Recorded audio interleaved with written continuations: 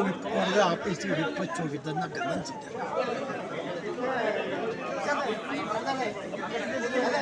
ಸಭೆಯಲ್ಲಿ ಹಾಜರಾಗ್ತಕ್ಕಂಥದ್ದು ನನ್ನ ಅಧಿಕಾರ. ಒಂದು ಅಧಿಕಾರಕ್ಕಾಗಿ ನಾನು ಸಭೆಯಲ್ಲಿ ಹಾಜರಾಗಿದ್ದೆ. ಯಾವ ನಾಮಪತ್ರ ಸಲ್ಲದೆ ಹಿನ್ನೆಲೆಯಲ್ಲಿ ಅವಿರೋಧವಾಗಿ ಆಯ್ಕೆ ಆಗಿದೆ. ಹಾಗಾಗಿ ವೋಟಿಂಗ್ ಪ್ರಶ್ನೆ ಉದ್ಭವ ಆಗಲಿ ಅವಿರೋಧವಾಗಿ ಪಟ್ಟಣ ಪಂಚಾಯತಕ್ಕೆ ಅಧ್ಯಕ್ಷ ಉಪಾಧ್ಯಕ್ಷ ಆಯ್ಕೆ ಆಗಿದೆ.